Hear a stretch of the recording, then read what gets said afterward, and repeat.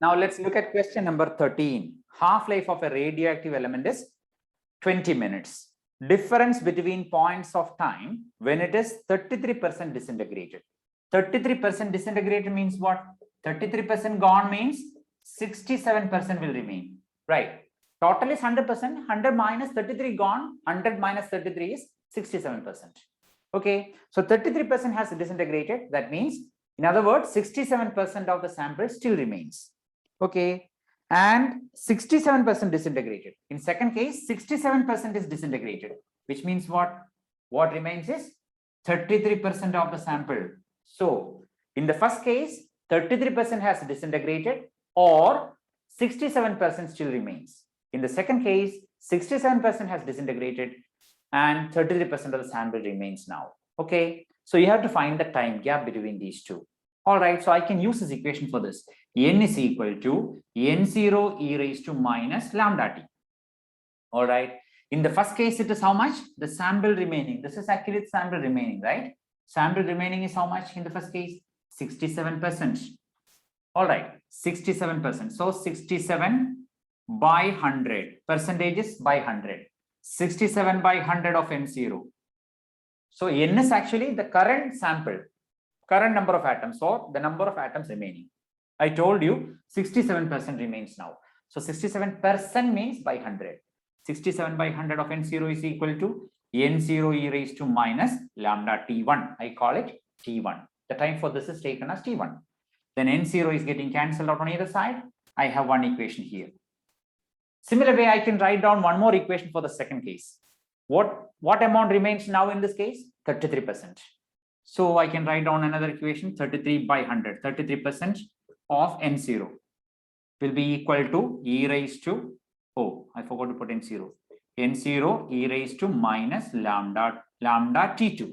The time required for this is, just imagine it is T2. So time required for the sample to become 67% is T1 and time for the sample to become 33% is T2. Okay, now I can divide equation number 1 by equation number 2. What do we get then? What do we get then? This is, like 100 and 100 are gone. 67 by 33, approximately 2. 67 by 33 is 2. Actually, this is 33.33. This is 66.66. All right. So when you divide this one by this one, 67 and 33 are roughly cut. It is 2. N0 gone. Then what is on the right hand side? E raised to minus lambda into T1 by e raised to minus lambda T2. That is taken to numerator. So e raised to plus lambda T2. So I had what? I had e raised to minus lambda T1 divided by e raised to minus lambda T2. But that denominator is taken to numerator. While taking denominator to numerator, I need to put a negative sign here. So that makes it plus e raised to plus lambda T2. So 2 is equal to e raised to x into e raised to y is e raised to x plus y. So this is like e raised to lambda T2 minus lambda T1. E raised to lambda T2 into e raised to minus lambda T1 is e raised to lambda T2 minus lambda T1. So lambda is taken common, T2 minus T1. So I take logarithm on either side. 2 is equal to, this is lambda into T2 minus T1. All right. And this is what? I can put this logarithm of 2 is equal to logarithm of 2 by T half. Do you remember this?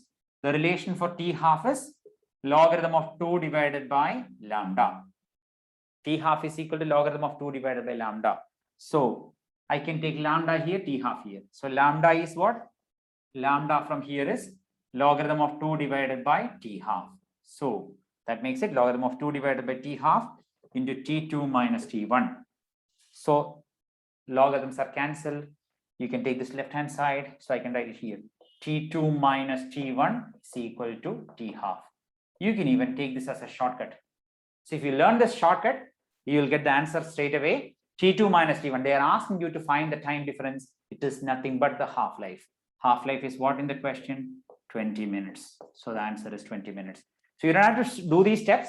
You can take it as a shortcut. The time taken for the sample to go from 67% to 33%.